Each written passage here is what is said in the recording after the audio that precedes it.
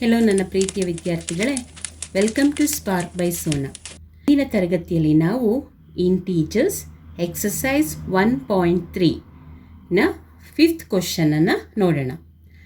Last ಕ್ಲಾಸಲ್ಲಿ ನಾನು 2nd 4th question ತನಕ ಎಕ್ಸ್ಪ್ಲೇನ್ ಮಾಡಿದ್ದೆ. ಇವತ್ತು 5th ಕ್ವಶನ್ ಎಕ್ಸ್ಪ್ಲೇನ್ ಮಾಡ್ತಾ ಇದ್ದೀನಿ. ಫಸ್ಟ್ ಕ್ವಶನ್ ಓದೋಣ. The temperature at 12 noon was 10 degrees Celsius above 0. If it decreases at the rate of 2 degrees Celsius per hour until midnight, at what time would the temperature be 8 degrees Celsius below 0? What would be the temperature at midnight? So ಅವ್ರೇನು ಹೇಳಿದ್ದಾರೆ ಇಲ್ಲಿ, 12 o'clockಗೆ ನೂನ್ 12 noonಗೆ 10 degree Celsius ಇರುವಂಥ, ಅಂದರೆ 10 degree Celsius above 0ಕ್ಕಿಂತ ಮೇಲೆ 10 degree plus ಇರುತ್ತೆ. ಅದು ಏನಾಗುತ್ತೆ, decrease ಆಗ್ತಾಯಿದೆ, ಅಂದರೆ ಕಡಿಮೆ ಆಗ್ತಾ ಇದೆ. ಹೇಗೆ? 2 ಡಿಗ್ರಿ ಸೆಲ್ಸಿಯಸ್ ಪರ್ ಅವರ್, 1 ಗಂಟೆಗೆ 2 ಡಿಗ್ರಿ ಸೆಲ್ಸಿಯಸ್ ಅಷ್ಟು ಕಡಿಮೆ ಆಗ್ತಾ ಇದೆ. ಹಾಗಾದರೆ at what time wood be the temperature B 8 degree Celsius?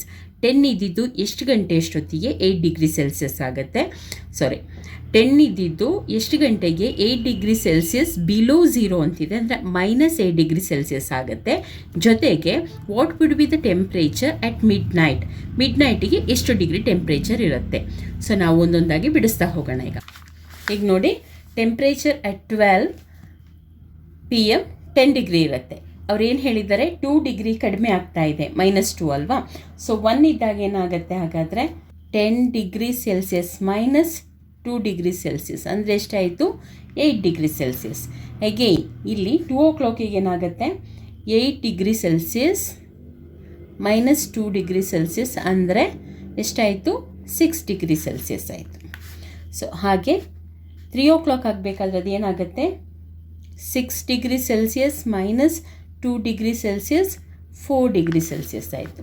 Again ಈಗ 4 o'clockಗೆ ಏನಾಯಿತು, 4 degree Celsius -2 degree Celsius 2 degree Celsius ಆಯಿತು. ಅಗೇನ್ 5 o'clockಗೆ 2 ಡಿಗ್ರಿ ಸೆಲ್ಸಿಯಸ್ -2 ಡಿಗ್ರಿ ಸೆಲ್ಸಿಯಸ್ ಎಷ್ಟಾಯಿತು, 0 ಡಿಗ್ರಿ ಸೆಲ್ಸಿಯಸ್. ಈಗ 0 ಡಿಗ್ರಿ ಸೆಲ್ಸಿಯಸ್ -2 ಡಿಗ್ರಿ ಸೆಲ್ಸಿಯಸ್ ಎಷ್ಟಾಯಿತು, -2 degree Celsius. Again -2 degree Celsius -2 degree Celsius ಎಷ್ಟಾಯಿತು, -4 degree Celsius. -4 degree Celsius -2 degree Celsius equals +6 degree Celsius -9. So again last ಅವ್ರು ಹೇಳಿರೋದೇನು, 8 degree ತನಕ ಕಡಿಮೆ ಆಗುತ್ತೆ ಅಂತಲ್ವಾ. So -6 degree Celsius -2 degree Celsius ಏನಾಗುತ್ತೆ, 6 + 2 8 ಡಿಗ್ರಿ ಸೆಲ್ಸಿಯಸ್ ಆಯಿತು. ಓಕೆನಾ. At 9 PM temperature will be -8 degree Celsius. Temperature at 12 PM ಎಷ್ಟಾಯಿತು, 10 ಡಿಗ್ರಿ ಸೆಲ್ಸಿಯಸ್. ಆಲ್ರೆಡಿ ಅವ್ರು ಹೇಳಿದ್ದಾರೆ ಕ್ವಶನಲ್ಲಿ. Decrease in temperature in 12 hours ಎಷ್ಟು ಡಿಕ್ರೀಸ್ ಆಗ್ತಾ ಹೋಗುತ್ತೆ, 12 ಎಷ್ಟು ಡಿಕ್ರೀಸ್ ಆಗೋದು, 2 degree. So 12 2s are 24. Decrease in temperature ಎಷ್ಟು, 24 ಡಿಗ್ರಿ ಸೆಲ್ಸಿಯಸ್ ಟೆಂಪ್ರೇಚರ್ ಡಿಕ್ರೀಸ್ ಆಗುತ್ತೆ. ಟೆಂಪ್ರೇಚರ್ ಅಟ್ ಮಿಡ್ನೈಟ್ ಈಕ್ವಲ್ಸ್ ಎಷ್ಟಿತ್ತು ಟೆಂಪ್ರೇಚರ್, ಹಾಗಾದರೆ 10 ಡಿಗ್ರಿ ಸೆಲ್ಸಿಯಸ್ -24 ಡಿಗ್ರಿ ಸೆಲ್ಸಿಯಸ್ ಕಡಿಮೆ ಆಗಿತ್ತು. ಹಾಗಿದ್ರೆ ಎಷ್ಟಾಯಿತು, -14 ಡಿಗ್ರಿ ಸೆಲ್ಸಿಯಸ್. 6th ಕ್ವಶನ್ ನೋಡೋಣ ಈಗ. In a class test +3 marks were given for every correct answer and -2 marks are given for every incorrect answer and no marks for not attempting any questions. So ಏನಾಗ್ತಿತ್ತು, +3 marks answer correct ಇದ್ದರೆ ಕೊಡ್ತಿದ್ರು, -2 marks ತಪ್ಪಿದ್ರೆ ಕೊಡ್ತಾಯಿದ್ರು. ಹಾಗಾದ್ರೆ ಈ ಕ್ಲಾಸಲ್ಲಿದ್ದ ಇಬ್ಬರದ್ದು informations ಕೊಡ್ತಾ ಇದ್ದಾರೆ, ನೋಡೋಣ. Radhika scored 20 marks if she has got 12 correct answers.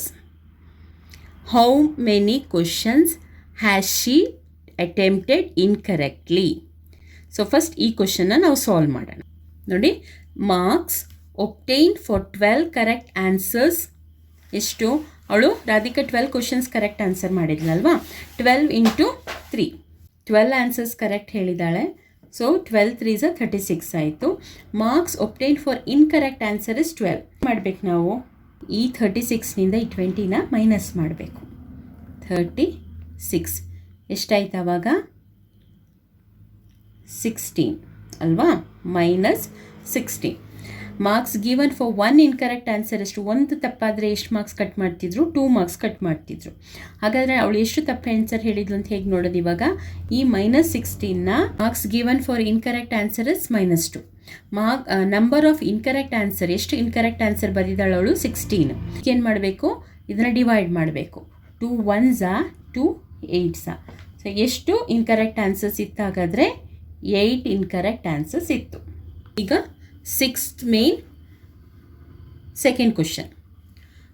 Mohini scores -5 marks in the test though she has got 7 correct answers. How many questions has she attempted incorrectly? ಮೋಹಿನಿಗೆ ಎಷ್ಟಿದೆ? -5 score ಆಗಿದೆ. ಕರೆಕ್ಟ್ 7 ಆನ್ಸರ್ ಹೇಳಿದ್ಲಂತೆ. ಆದರೆ ಅವಳು ಎಷ್ಟು ತಪ್ಪು ಹೇಳಿದ್ರಿಂದ ಆ ಮಾರ್ಕ್ಸ್ ಮೈನಸ್ ಆಗಿದೆ ಅಂತ ನೋಡಬೇಕೀಗ. Marks obtain for 7 correct answer ಎಷ್ಟಾಗಬೇಕು? 7 ಮಲ್ಟಿಪ್ಲೈ ಬೈ ಕರೆಕ್ಟ್ ಆನ್ಸರ್ ಎಷ್ಟು? ಕರೆಕ್ಟ್ ಆನ್ಸರ್ಗೆ ಎಷ್ಟು ಮಾರ್ಕ್ಸು? 3 ಮಾರ್ಕ್ಸ್. ಹೌದಾ? 7 3s ಎಷ್ಟು? 21. ಮೋಹಿನಿ ಸ್ಕೋರ್ ಎಷ್ಟಿದೆ? -5 ಇದೆ. ಈಗೇನು ಮಾಡಬೇಕು? Marks obtain for the incorrect answer -5. ಅದರಿಂದ ಈ 21ಅನ್ನು ನಾವು ಲೆಸ್ ಮಾಡಬೇಕು. ಸೊ ಏನಾಗುತ್ತೆ? ಮೈನಸ್ ಪ್ಲಸ್ ಆಗುತ್ತೆ. 21 + 5 26 ಆಯಿತು. ಈಗ marks given for 1 incorrect answer -2. ಇವರು 26 ಮಾರ್ಕ್ಸ್ ಬಂದಿದೆ ಅಲ್ವಾ? ಅಂದರೆ ಎಷ್ಟು ತಪ್ಪು ಆನ್ಸರ್ ಹೇಳಿದ್ರು ಅವರು? ಸೊ ಈ 26ನಿಂದ ಡಿವೈಡ್ ಮಾಡಬೇಕು. 2 1s 2, 2 1s 2, 2 3s 6. ಸೊ ಎಷ್ಟು ಇನ್ಕರೆಕ್ಟ್ ಆನ್ಸರ್ಸ್ ಇತ್ತು? 13. Next question 7th one. An elevator descends into a mine shaft at the rate of 6 meter per minute. If the descent starts from 10 meter above the ground level, how long it will take to reach -350 meter? So ಇಲ್ಲಿ elevator ಅಂದರೆ ಮೈನಲ್ಲಿ, ಗಣಿಯಲ್ಲಿ ಕೆಲಸ ಮಾಡಬೇಕಾದ್ರೆ ಕೆಳಗಡೆ ಭೂಮಿ ಅಡಿಗೆ ಅವ್ರು ಕೆಳಗಡೆ ಹೋಗ್ತಾರೆ ಕೆಲಸದವ್ರಲ್ವಾ? ಹಾಗೆ ಹೋಗಬೇಕಾದ್ರೆ ಆ ಎಲಿವೇಟರ್ ಹೋಗುವಂಥ ಸ್ಪೀಡನ್ನು ಮತ್ತು ಅದರ ಲೆಕ್ಕನ ಕೊಟ್ಟಿರೋದು ನೋಡೋಣ. ಸ್ಟಾರ್ಟಿಂಗ್ ಪೊಸಿಷನು 10 ಮೀಟರ್ ಇರುತ್ತೆ. ಸೊ ಫೈನಲ್ ಪೊಸಿಷನ್ ಅವ್ರು ಎಷ್ಟು ಹೇಳಿದ್ದಾರೆ? -350 ಮೀಟರ್ ಇದೆ. ಸೊ ಟೋಟಲ್ ಡಿಸ್ಟೆನ್ಸ್ ಹಾಗಾದರೆ ಎಷ್ಟು? ಈ 10 ಸ್ಟಾರ್ಟಿಂಗ್ ಪೊಸಿಷನು ಪ್ಲಸ್ ಅವ್ರು ಕಟ್ ಮಾಡಿ ಟೋಟಲ್ ಪೊಸಿಷನ್ ಫೈನಲ್ ಪೊಸಿಷನ್ ಹೇಳಿದೆಷ್ಟು? 350. ಎರಡು ಆ್ಯಡ್ ಮಾಡಬೇಕು. 350 + 10 ಎಷ್ಟಾಗುತ್ತೆ? 360 ಆಯಿತು. Time taken to cover 6 metre = 1 minute. ಅಲ್ಲಿ 6 ಮೀಟರ್ ಕವರ್ ಮಾಡಿದರು. So time taken to cover 360 metre ಏನು ಮಾಡಬೇಕು? ಡಿವೈಡ್ ಮಾಡಬೇಕು. 360 ಡಿವೈಡೆಡ್ ಬೈ 6. 6 1s 6, 6 6 36, ಈ 0 ಹಾಗೆ ಬರೆಯೋದು. ಸೊ ಎಷ್ಟಾಯಿತು ಇವಾಗ? 60. ನಾವಿಲ್ಲಿ ಮಿನಿಟಲ್ಲಿ ಕೌಂಟ್ ಮಾಡ್ತಿದ್ವು ಅಲ್ವಾ? ಹಾಗಾಗಿ ಇದೇನಾಯಿತು? 60